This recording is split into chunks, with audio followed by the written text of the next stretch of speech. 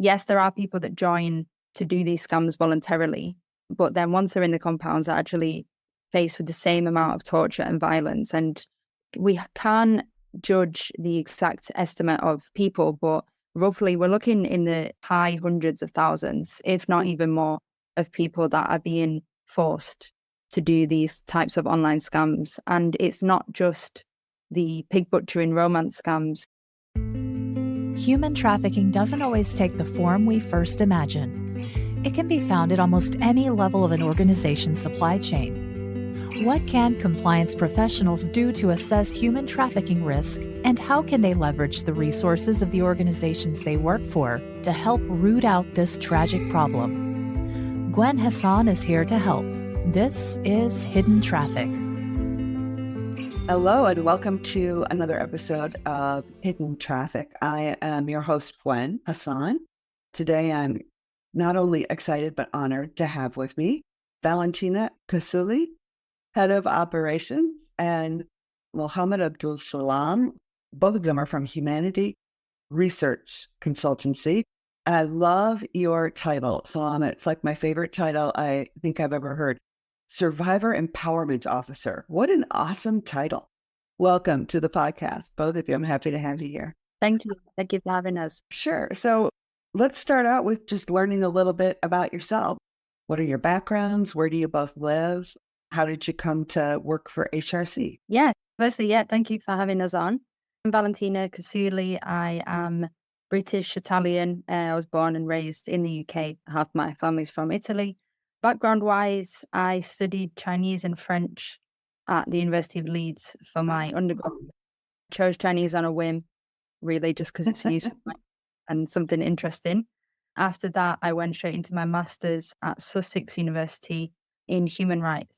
From there, got chatting to a friend, and they told me about Mina. And Mina Chang is the founder and director of Humanity Research Consultancy, HRC. Told me about HRC and the research work they do and how they work in human rights. And that was always something I'd wanted to do, investigation, but also for a good cause, even though the role existed or like companies like that existed. And then, just reached out to Mina. A year later, here we are. Fantastic. How about you, Salam? Hi, Hassan. My name is Abdus Salam and I am from Bangladesh. Actually, I'm an early career researcher and human rights activist in human trafficking area. I have received a university degree of textile engineering. I used to work in ready-made garments in Bangladesh. And actually, so as I worked in Bangladesh as a textile engineer, but I was getting very low salary. And my friend, he offered me a job in Cambodia. He offered me like high-paying job. So I decided to go abroad 2022. I have been trafficked in Cambodia and I was worked there in several scamming compounds for 5 months. Then with the help of global anti-scam organization, I have been rescued from a scamming compound. And one of my friends, he actually introduced me with Humanity Research Consultancy.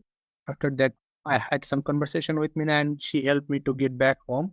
She purchased my flight ticket because when I got rescued, I was in empty pocket. So I have no money to buy my flight tickets. Bought my flight tickets.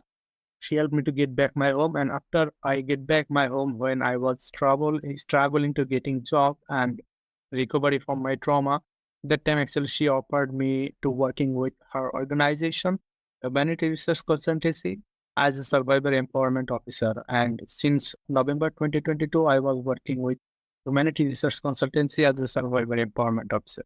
That's an incredible story. First of all, I'm so glad that Mina found you. That's amazing. And that you have decided now to devote your work in life to helping other people avoid this kind of horrible crime and teaching people about it, I think is amazing. So thank you for the work you do, both of you. I really appreciate it. All right, so you mentioned scams and kind of a scam mill. Why don't you fill us in a little bit about what that is? I was talking to someone actually just yesterday at a compliance conference here in Chicago and was explaining that I was going to record this episode today and that it had to do with scam mills, and they were very confused. They're like, wait, what? What is that? I've never heard of that before. What is a scam mill? So can you give our listeners some kind of background in what that is? Yeah, sure. Actually, scams have various forms, but when I was trafficked in Cambodia and I was forced to scam people online, it's actually called pig butchering scam and romance scam. The process is actually find people from rich countries like USA and European Union and make relationship with that people, maybe romance relationship, maybe friend relationship, and encourage them to invest money in cryptocurrency and making profit from that investment. You can say like crypto trading. And when actually we found some people actually making relationship, most of the time we used to make a love relationship with people, middle-aged people, Yeah. and we encourage them to invest their money in cryptocurrency. They can make easy money from cryptocurrency trading, and we will guide them how to make money. And behind us all time, like team supervisor, team leader, they actually was what we're doing, and they are guiding us. I will have to work in this and this way, and they give us some script. We have to follow that script to making relation and falling people in the trap of scammers. Someone like fall in love with our characters. Always actually we use fake characters. I am Salam, I'm a male, and I used to like play female character in social media like on Twitter, Facebook, Instagram, and different dating application. Mhm. Tinder, Tent and Jomo, this kind of dating application. And when we find some people, potential people who are falling in love with our character, then we actually send them some trading screenshots, how to make money, and actually we show them we make a lot of profits from cryptocurrency trading, and we encouraging them to invest in cryptocurrency. And when they once they're willing to invest in cryptocurrency and making money from here, then we actually guide them step by step how to open a crypto wallet like Binance account, Coinbase account, how to buy cryptocurrency from that kind of wallet. And after they buying cryptocurrency from the original wallet, we actually send them some application, fake trading application, sometimes trading software, and give them link and sometimes specific app. And when they send that money in the fake application, then first few days we show some profit. They are getting some profit, and first of all, we gave them on one withdraw, like one single withdraw. We told them like nowadays actually people are frauding people on online cryptocurrency. So you are investing your money here, so you should check the platform is real or fake.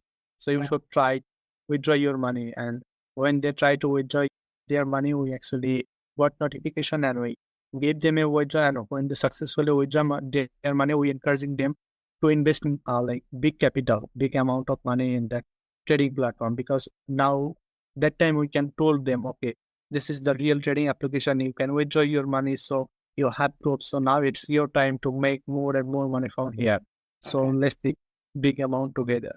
Then when they invested large amount of money, we just disconnect all the means of communication with those people. And this is the way actually scammers scam people. And always scammers are like me, they're forced to scam people. If they not scam people, or if they unable to scam any people, then they got punishment from the company bosses, like supervisor beating up, electric shots, long time working hours, like 16 hours, 18 hours in a day Oh my gosh. without any sleep. Yeah, and terrible physical torturing. Thank you so much for sharing your experience. I will tell you, I struggled a bit as I was planning this call because I wanted to be sure that I was trauma informed as I talked to you, because the last thing I want was to force you in any way to relive a really bad experience. So the fact that you offered that up just on your own accord to share it with people means a lot. Thank you. I'm going to offer up my own vulnerable story here, which I think will put this into context. So I am divorced, I am single, and I have been for many years. Before the pandemic, back in 2019, a friend convinced me to get on a dating app, and I had a dating app profile. And I started talking with somebody who said that they were, overseas for work, and, they traveled a lot. And that's why they could only message me in the middle of the night, because, they were in the Far East working for their company, but they'd be back in Chicago in a couple of weeks. I started to think it was a little odd. And then, like within, I don't know, maybe a week, it was, oh, Gwen, I just think you're the most amazing woman I've ever met. And I am so in love with you. And I can't wait to meet you. And I'm going to come home soon and we should go out to dinner at this place. And it's going to be amazing. And I was like, this seems not right. This seems oddly fast to me for somebody to be suddenly in love with me. But okay. And then sure enough, about maybe 10 days total that we had been talking through this dating app, the person, now I know, may not have been a man at all, but a person messaged me and said, oh my gosh, Gwen, I told you I'm on this trip in the Middle East and I have been mugged. I was attacked in the middle of the night and they took my wallet, but luckily my phone was on my inside pocket. So I still have my phone so I can reach out to you, but I'm trapped here.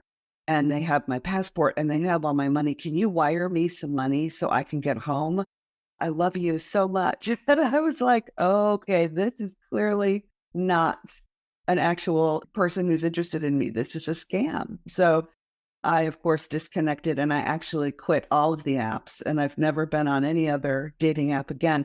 But what I didn't know until really within the last couple of months is that the people who are doing those kind of scams are being forced to do the scams and are being trafficked to do those scams. And I think that is really shocking for a lot of people. And tell us a little more about the history of this or how big it is. Yeah, I think because scams have been around for quite a while now. And as well, the difference with this is when you think of a scam, especially in the UK climate, which is where I've grown up, scams are usually, you think of like an elderly woman at home who just gets a phone call or like clicks on a link on a really obviously dodgy email. Yeah. But it's not like that at all. These people are preying on people's vulnerabilities. And like Salam said, you have a script that is going through psychological tactics. It's a really thought out crime. Yes, there are people that join to do these scams voluntarily, but then once they're in the compounds, they're actually faced with the same amount of torture and violence. And we can judge the exact estimate of people, but roughly we're looking in the high hundreds of thousands, if not even more, of people that are being forced to do these types of online scams. And it's not just the pig butchering romance scams. I saw a post today by Erin West, who is a cryptocurrency investigator. She's doing a lot to counter the pig butchering scams. How she recently learned that they're also in the triangulation fraud. So that's about spoofing company websites. In England, maybe like you have like the Asda website that's spoofed and then people make payments through that. And that's also been linked to the scamming compounds. There's lots of different crimes. So that could be even making online videos, like sexually explicit videos that people are forced to partake in. And it's all linked to this crime. And they use cryptocurrency to launder the money. So then when it gets back to the criminals in the hotspot countries, it's untraceable through the blockchain. It's really difficult to find people's money again. My gosh, when you say compound, help me understand what that looks like. Is this people who are living and working in an office building? What does it look like? It's gated compounds. Okay. It'll be like apartment blocks with rows and rows of computers in multiple stories. I just shared a small information. Yeah, scammers are often actually targeted single person, like a divorced person. And when they found some person like 45 years or 50 years old man and he divorced, then scammers actually say, oh, I am also a single mom. I have been divorced a few years ago. I'm also looking for a partner. So they actually used to making this kind of stories. All right. So for those of you who are listening to the podcast, Valentina has just shared some pictures of what looks like a small village. I mean, it is a town. This is particularly in Cambodia. Yeah. Yeah. And for those listening, if you go on the HRC website, you can find this in our briefing, Cyber Slavery and the Scamming Compounds, the first briefing that we released on this issue. And this is just one of the compounds. And it shows on Google Maps satellite image, you can go and you can find them. Some of them shockingly have reviews. if you actually go on the locations, you can see the reviews and people are putting in the reviews, don't go here. It's a death trap. People are getting forced to scam. And it's almost unbelievable to say it out loud, but that's the reality that we're facing at the moment. It's so open, such an open crime. You have the criminals discussing the tactics on Telegram groups that anyone can open and join, sharing videos of people being tortured. I saw the notes too on the pictures that many of them are completely surrounded by forests, making it very difficult for people to try and leave. And there was also a shot of an apartment building that had bars across all of the windows and the doors and fences. And I mean, it looks more like a prison compound than an apartment compound. My goodness.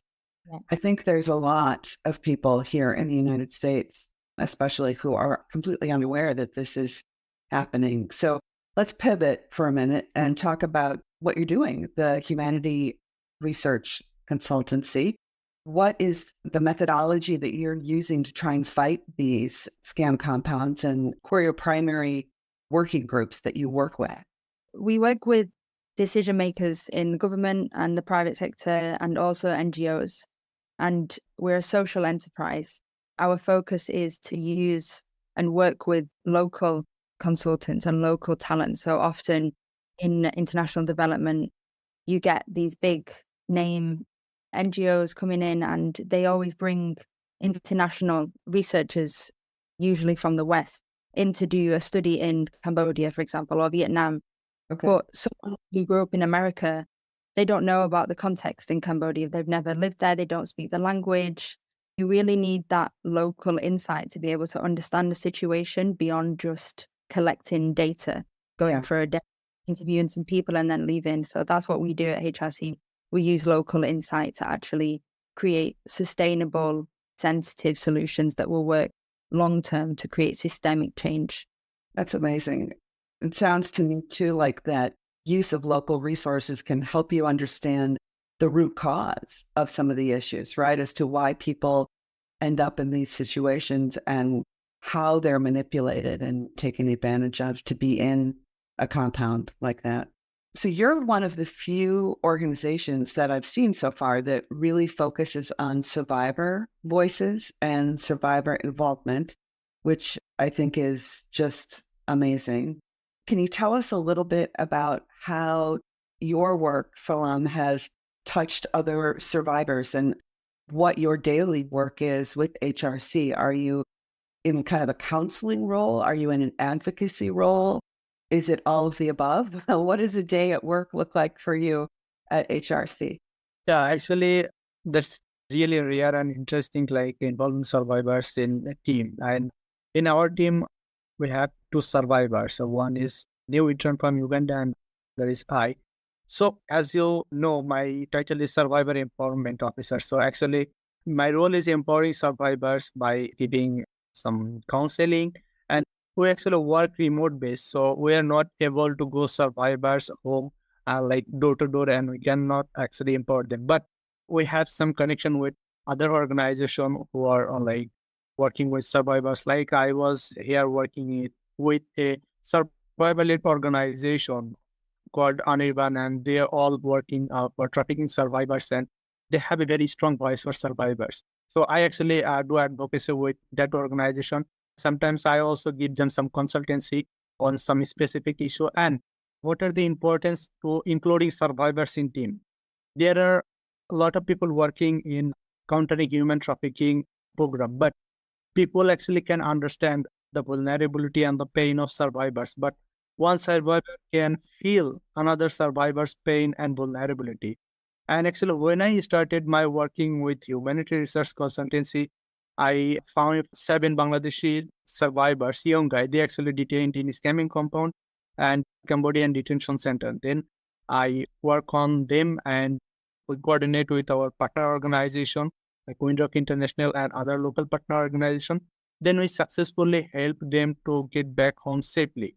So this is actually role I'm playing in HRC. On the other hand, actually I am helping our researcher to conduct research in the field. What incredible work. Thank you again, Salam, for that work. I imagine it must feel very rewarding to know that you are able to help other people get out of the kind of situation that you were once in. So well done.